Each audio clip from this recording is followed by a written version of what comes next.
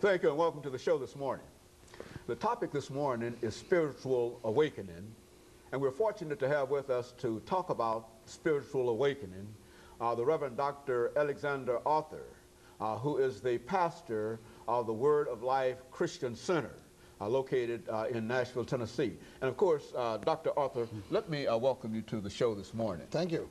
And to tell you how delighted we are to have you, and especially to think in terms of the topic that we're going to deal with this morning, spiritual awakening, because I think it has been demonstrated that, especially since September the 11th, That's that right. there has been an increase in spiritual activities among many segments of society, and et cetera. Right. And we want to explore that this morning. But before we get into that, Dr. Arthur, let's have you to talk about your background, your education, and some of the information that was important in terms of your life and eventually leading you to the pastor of the Word of Life Christian Center, after which we will talk about something about spiritual awakening. You can define that, and then we'll get into the show for today. Thank you, Dr. Haney, for inviting me. And I'm originally from Ghana, West Africa. I was born there, went to high school there, and then came to the United States, to University of New Orleans, did my undergraduate work in political science, and from there went into Ohio State University in Columbus, Ohio,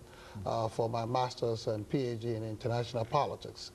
After which I was invited for an interview at Tennessee State University, which happened to be then my first job in my career, where I worked for 8 years, and then from there to Austin Peay State University for another year, and then to Fisk, where I ended up staying there for 10 years, during which I was appointed as the executive assistant to the president of the university, and thereby had some responsibilities for administration, along with my professorial duties. And then, but in between all of that, came a time when I had a call of the God that I serve, to the living God. And in 1989, it really coincided my time of work at Fisk University. And so then I began this ministry, a church in my home, and gradually grew to the point where now we are on Clarksville Highway. We call it a church on a hill right next to Kruger, called Word of Life Christian Center. It used to be directly across the Lowriders church, not church, Lowriders Club, Lord have mercy, Lowriders Club. So we've been there for 2 years now, and we believe in God for more work in the community and have an impact in this city for the Lord. Also, I need to say that I'm married with 4 children, and one who works as a youth minister in our church. He's made me a grandfather. And then there is a second child who finished from Fisk University and working on her master's, and now lives in Washington, D.C. with her husband. A third child who's doing her medical training at Meharry Medical College, going into her second year. And a baby child who goes to Fisk University now, also going to her second year at Fisk University. And so you can tell the Arthur family is kind of spread out and loaded with all kind of work being done for the Lord. And then finally, I need to say that I have been given, as I said earlier, a wife who has been a wonderful partner. We've been married since 1991. And of course, this is my second marriage, and it's been very wonderful. And so I thank God all that has made it possible for me today to do the work that I'm doing. You know, Dr. Arthur, I think one of the things that we've indicated earlier, that since September 11th, there has been this increased awareness of things that are of a spiritual nature.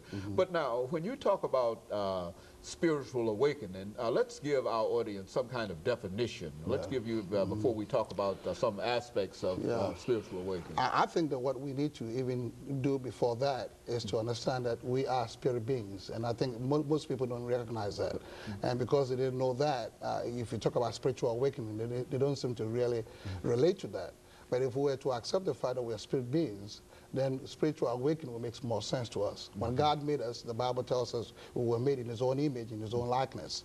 And then in John 4:24, God, through His Son Jesus Christ, made it clear to us that He, God, is a spirit. And as a spirit, if I was made in the image of God, then that makes me also a spirit. and yet a spirit is invincible. And for me to be seen, it makes it a little difficult, you know. And so why is it that if I was made a spirit, that I can somehow or another be seen and be visible, and because other spirits are not seen like angels as we know.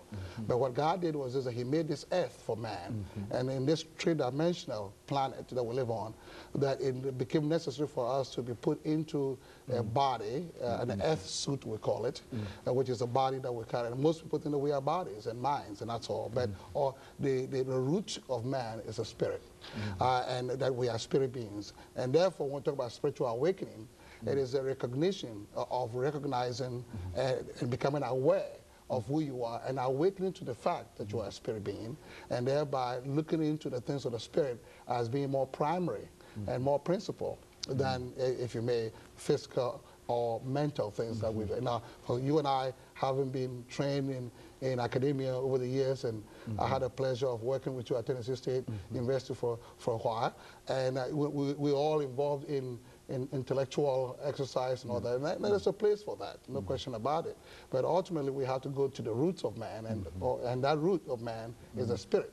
And therefore, spiritual awakening is recognizing the fact that you are a spirit, and thereby learning from then on what you're supposed to do as a spirit being. And that's something that I'm here to talk about today. You know, a person who is not aware of being a spirit, that is not aware of the invisible part of himself or herself, cannot be spiritually, must be spiritually awakened in order to be aware. Is that what we're saying? That's what we're saying. That's what we have to come to the recognition that, because sometimes we think that we go to church and we do the things that are religious, and we, in a way, substitute that for that spiritual awakening that is necessary. And so therefore, people often think that, well, I go to church, I'm all right, and so that's fine.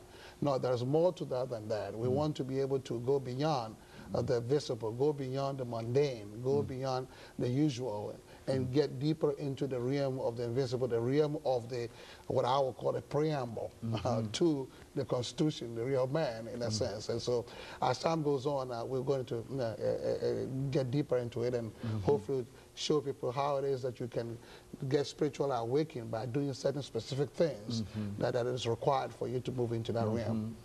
And so there are indications that you see around you every day that folks stand in need for this. And I think that that's the thing that is really sometimes saddens me. There's a certain desire on the part of people to meet this need that they have in themselves, that they recognize that they must be awakened to something. They recognize that there's something that is on the horizon that they must look into, they must investigate, and then they go on various levels, the various paths of discovery, never get to the real root of it. And that's where the problem usually comes, and people often, for that reason, will replace the root of who they are, which is in this case the spirit, with other things such as drugs and you can name it, of things that they are using to substitute for this. But the moment you find out who you are, and therefore then you know that you are tied to the Father of all spirits, which is God, then you want to make sure that you want to do something about it. For example, you know, as you know, if you take a plant out of the soil, that the plant after a while will wither and die, because the plant needs to be in its environment that nurtures it, which is the soil, with its nutrients to keep it alive. Now, in the same way, if you take a fish out of the water, that environment that gives it life, that fish will ultimately eventually die. Well, you come to man. If you take man out of the soil of his existence, in this case, the Father of all spirits, then you get to the point where man will also. And so we'll get to that more, and we'll talk about it as we go on. Very good. And of course, Dr. Arthur, we are coming up to our first commercial break, but what you're saying is that there's a little God in all of us, and we simply do not recognize that, and that you're going to give us some information during the second segment as to how some kind of steps that we might be able to follow in order to become more aware of who we are spiritual beings. And of course, we'll be back with our audience following this very, very short commercial break.